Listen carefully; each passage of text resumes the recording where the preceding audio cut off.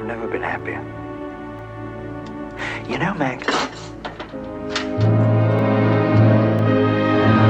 Welcome to Watch Mojo, and today we're counting down our picks for the most memorable cinematic depictions of executions, showcasing moments of justice, tragedy, and everything in between. Now behold the awful prize of treason. Number 30, Northcott, Changeling. You're gonna hurt me. I hope you go to hell.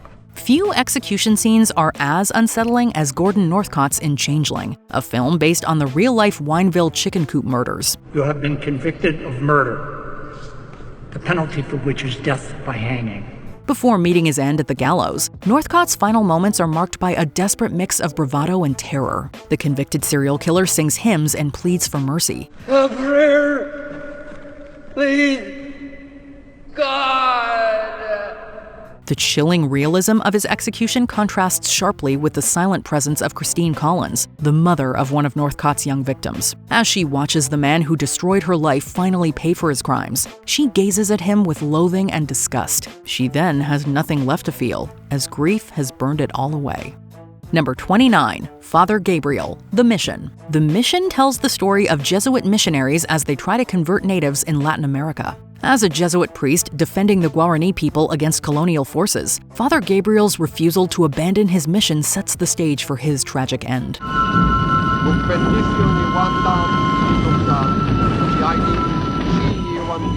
Armed only with his faith and a holy relic, Gabriel leads the Guarani in peaceful resistance against the advancing military. Despite the violence surrounding him, he remains steadfast. His prayers echo as death rains down around him. When he finally succumbs to the barrage, Gabriel's death is marked by serene conviction amidst chaos. Gabriel's martyrdom not only devastates his allies, but also serves as a haunting critique of imperialism and the destruction of indigenous cultures. Number 28, Sam Cahill, The Chamber. The lesser-known John Grisham adaptation The Chamber is a harrowing tale of justice, redemption, and the weight of generational hate. Played by Gene Hackman, Sam Cahill is a former Klansman convicted of a horrific bombing decades earlier. As his execution approaches, his grandson, a lawyer named Adam Hall, comes down to his ancestral home determined to save him. You sound just like your daddy. Why'd you come here? The film delves into the complexity of Cahill's character as an old man torn between unrepentant bigotry and fleeting moments of guilt and humanity. He expresses remorse for his hateful past as he faces both legal retribution and the moral reckoning for his crimes. Sam, this is your death warrant. You know I'm required by law to read it to you. His final moments in the gas chamber are hauntingly claustrophobic. Number 27, Enslaved People, Amistad. The mass drowning scene in Amistad is a gut-wrenching reminder of the unspeakable horrors endured during the transatlantic trade of enslaved people. Based on real-life events, the scene depicts African captives who, after being taken from their homes, are put in chains in the bowels of a ship. As their captors face increasing difficulty in managing them, a number of the captives are chained together and brought to the deck. There, they are thrown overboard.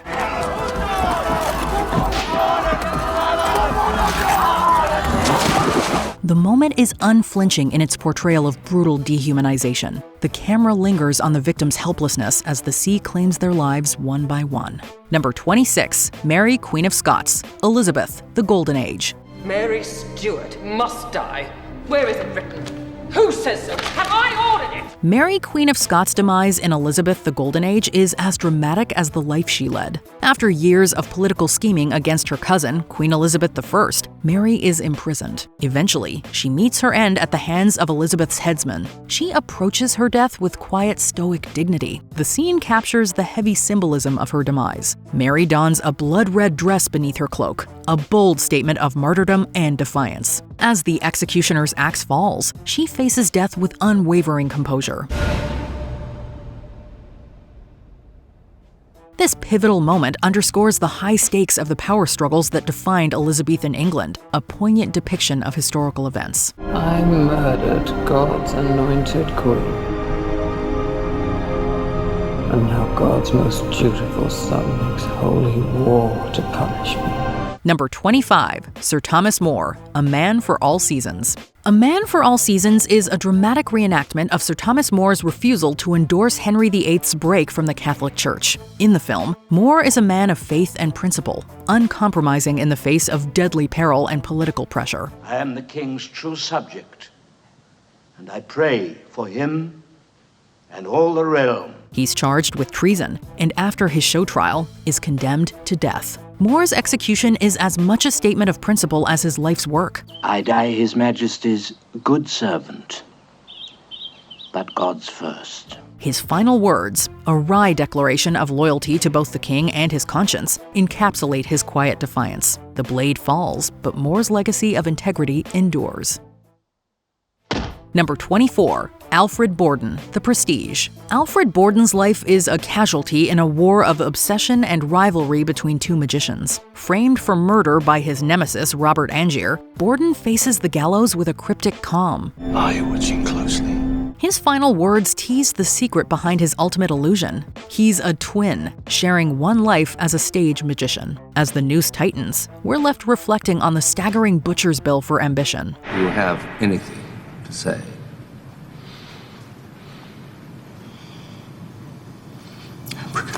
Borden's execution isn't just a plot twist. It's the culmination of a game where neither magician truly wins. The revelation of his twin brother, hidden in plain sight, recasts his entire life as a magic trick built on sacrifice. Borden dies, but the truth ensures that he has the last laugh, even in death. No. We were both valid. And we were both Borden. Number 23. Political Prisoners, 1984. Sometimes an execution is meant to present a measure of justice. Other times, it's an exercise in brutal state power, as in the dystopian vision of 1984. The totalitarian state executes a group of political dissidents in a chilling display of the party's rule. During a propaganda screening, Winston and his fellow citizens watch on as the prisoners are paraded through the streets. The crowd cheers in brainwashed glee as the prisoners are tied to posts in the town square. There, they're shot in cold blood. As Orwell wrote, fear and spectacle are wielded as tools of control. The crowd erupts in thunderous applause. With these men's deaths, so dies empathy at the hands of indoctrination. Number 22. Escaping POWs, The Great Escape. The Great Escape features one of the darkest, most sobering twists in the history of film. After an elaborate and daring escape from a Nazi POW camp, dozens of Allied soldiers taste fleeting freedom. Many of their hopes are shattered after their recapture. The Nazis' punishment is swift and savage. All right, you can get out now. Under the guise of transport back to the camp, 50 prisoners are unceremoniously gunned down by the Gestapo. The scene's quiet devastation contrasts starkly with the film's adventurous tone. It's a shocking gut punch, underscoring the grim realities of war. I've just posted the list. They shot 50. The Gestapo murdered them. Number 21. Guido Orefice, Life is Beautiful. Guido Orefice's final moments in Life is Beautiful are both heart-wrenching and profoundly moving. The Italian Jewish man spends most of the war shielding his young son from the traumas of the Holocaust with wit and silly antics. Però se si vince si prende il primo premio. Non dici che premio è? Il primo premio, te l'ho detto. Even when held in a Nazi concentration camp, Guido uses his boundless imagination to entertain his boy. As the camp descends into chaos, Guido is captured and led to his execution. In his final moments, he performs a playful march for his hidden son, maintaining the illusion and sparing him the truth.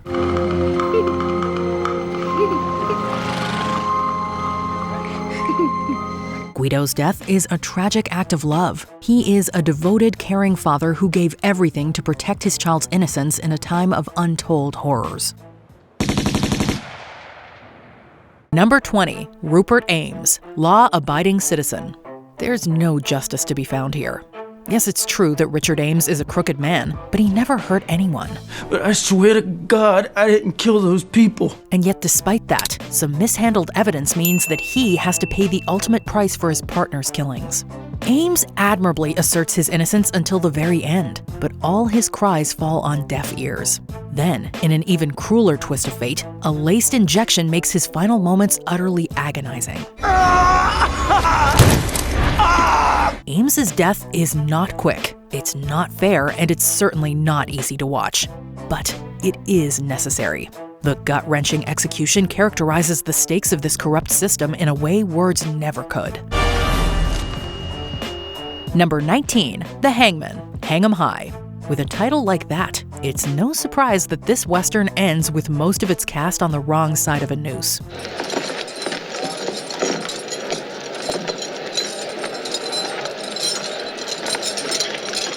In one particularly grisly scene, as many as 6 go at a time. On principle, there's just something incredibly disturbing about the realities of a public execution, especially since Hang 'em High isn't shy about its historical influences. Tell him to shut up and let's get it over with. While the arbitrator Adam Fenton is a purely fictional character, his role as the hanging judge is not. The only thing worse than watching 6 men face their death is knowing that this isn't the first or last time Fenton would order such a punishment.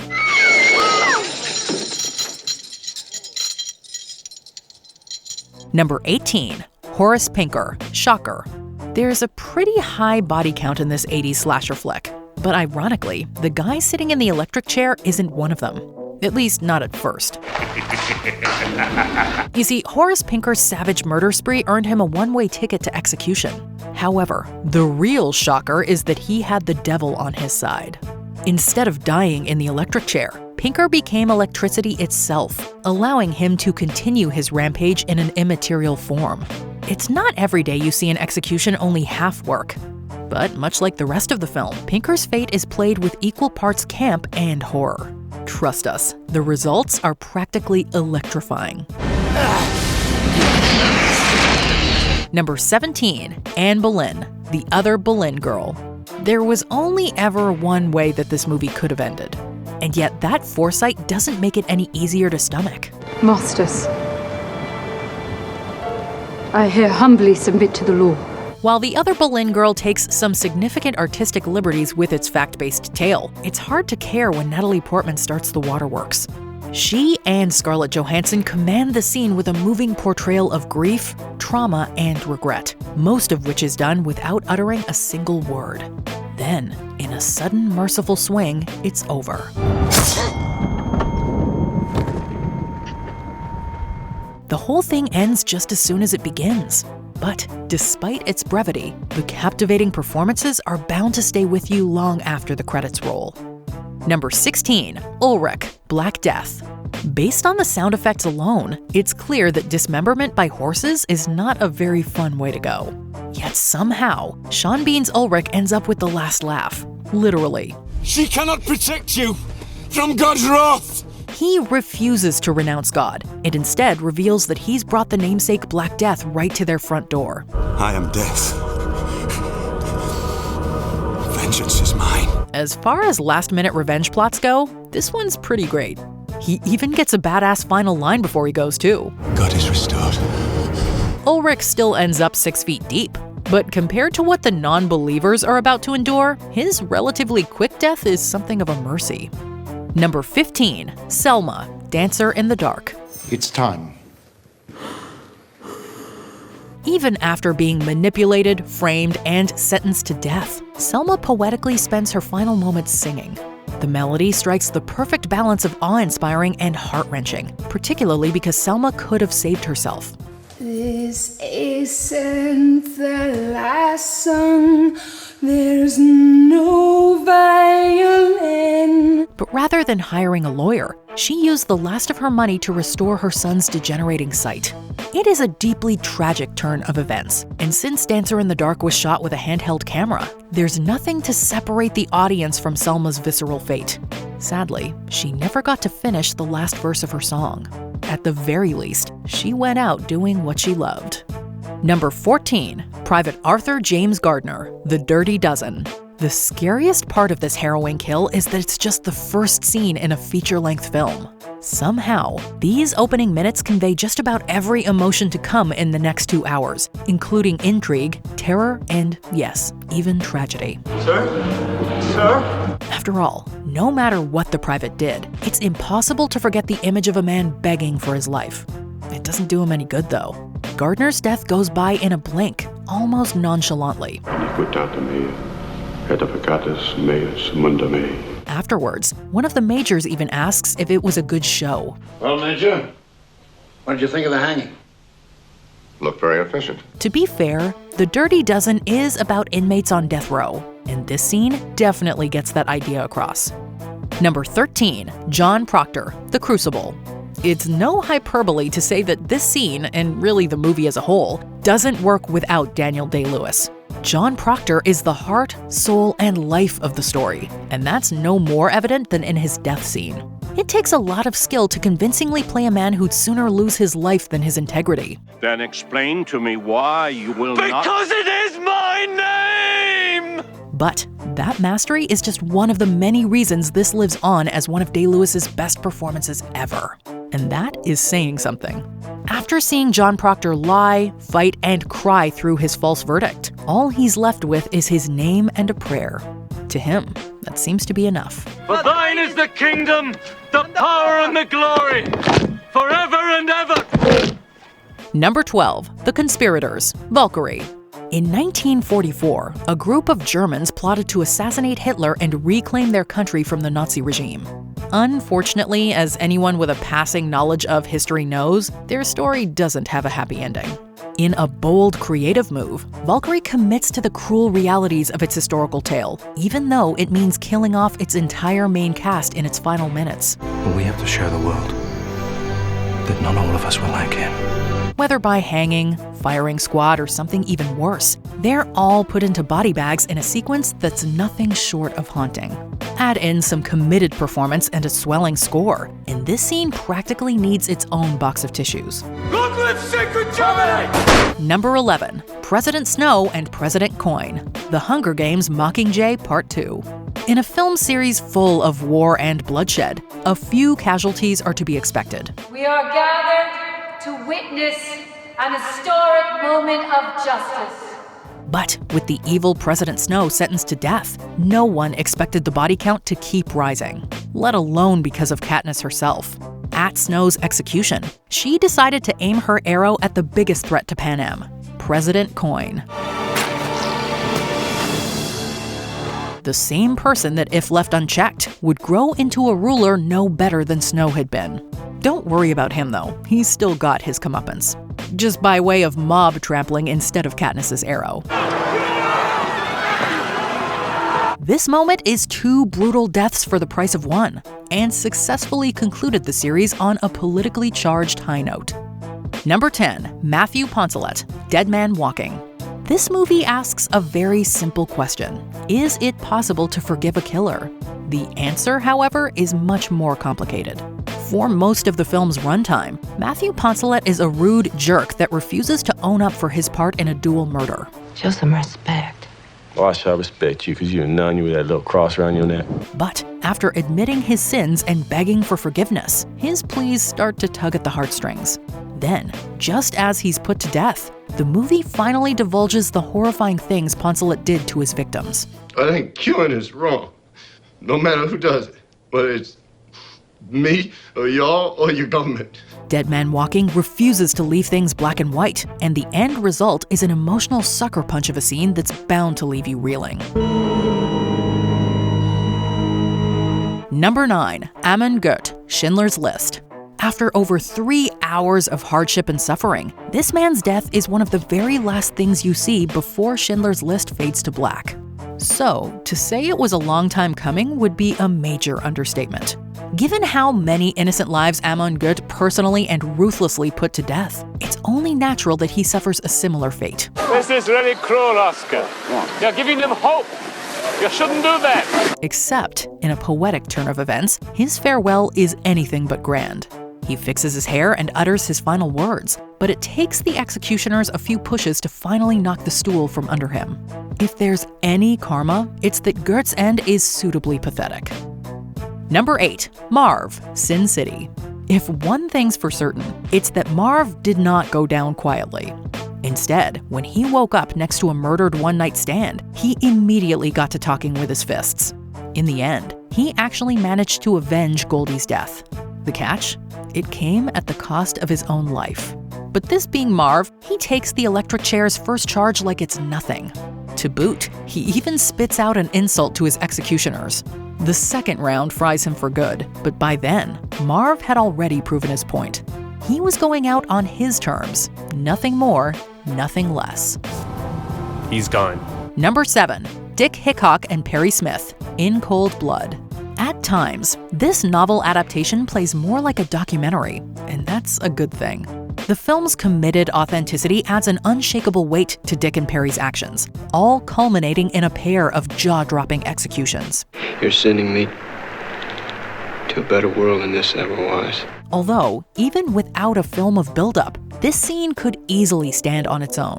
From Perry's final apology to the chilling musical score, every single aspect comes together to make a truly affecting finale. I'd like to apologize. But who to? Somehow, it's just as disturbing in 2005's Capote, where the scene is recreated through the eyes of In Cold Blood's author. You really can't go wrong no matter which version you see. Number 6. All of Pirates. Pirates of the Caribbean at World's End. Disney isn't exactly known for their dark and gritty content, but this movie begs to differ. At World's End opens with a series of deaths that are less like an execution and more akin to a massacre. In an attempt to rid Port Royal of pirates, anyone suspected of swashbuckling is immediately put to death. That includes men, women, elderly, and, yes, even children. Shall be sentenced to hang by the neck until dead. To really rub it in, the accused spend their final moments singing an empowering group anthem. Look at it! They've started to sing. Then, with the pull of a lever, it all stops. By kicking off with such a dark sequence, At World's End single-handedly proved that the series wasn't messing around anymore. Number 5. Joan of Arc. The Passion of Joan of Arc.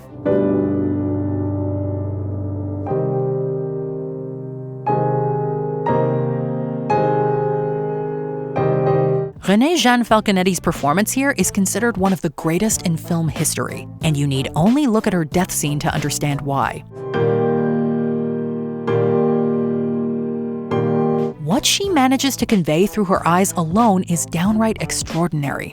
In fact, it's so magnetic, it's easy to miss that you never actually see Joan on fire. In lieu of special effects, the film opted for uncanny close-ups, letting Falconetti carry the entire weight of the scene. Suffice it to say, she does that and then some. Her unparalleled performance cements this as one of the most legendary moments in an already legendary film.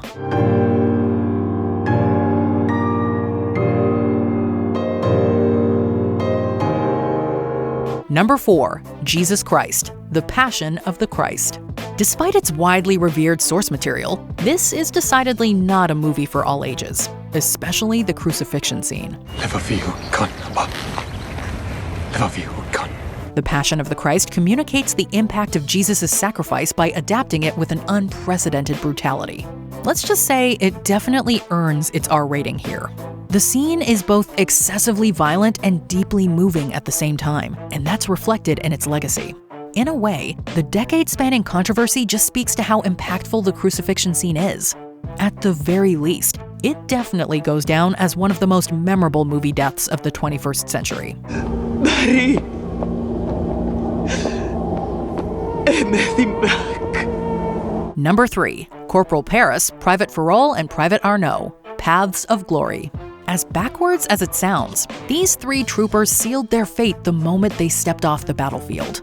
After being court-martialed for cowardice, the sham of a trial makes it clear that Paris, Farol, and Arnaud are going to be examples. And there's nothing they can do to stop it. Having been found guilty of cowardice in the face of the enemy, are to be executed by rifle fire immediately. One becomes inconsolable with grief, another resigns himself to their fate, and the third is too injured to even stand up on his own. But despite their varied reactions, their deaths all share a certain kind of heartbreak that has to be seen to be understood.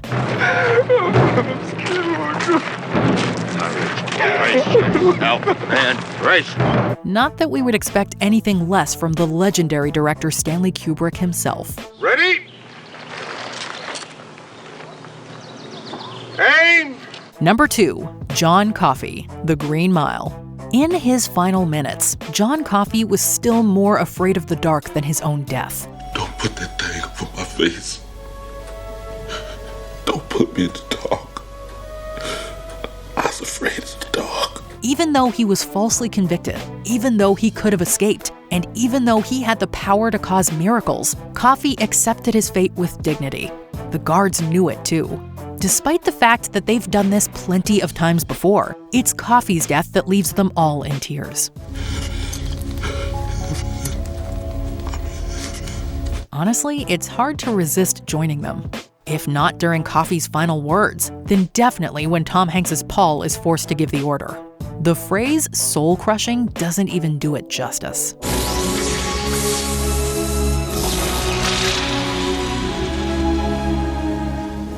Before we continue, be sure to subscribe to our channel and ring the bell to get notified about our latest videos. You have the option to be notified for occasional videos or all of them. If you're on your phone, make sure you go into your settings and switch on notifications. Number 1. William Wallace, Braveheart. There's tragic, there's moving, and then there's Braveheart. Give me the strength. Living up to that name, Mel Gibson's William Wallace refuses to bend to English rule, even though his defiance means a slow and agonizing public death. Wallace's end is not merciful and it's not pretty. Pleasant, yes. But still, there's just something inspiring about a man willing to die for what he believes in. You don't just have to take our word for it, though. The empowered crowd says as much themselves. With their impassioned support, this scene goes from powerful to straight up unforgettable. Honestly, if Wallace's final cry for freedom doesn't give you chills, we aren't sure what will.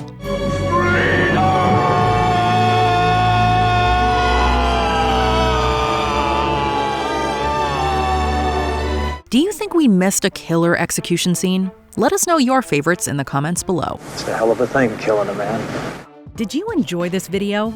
Check out these other clips from WatchMojo, and be sure to subscribe and ring the bell to be notified about our latest videos.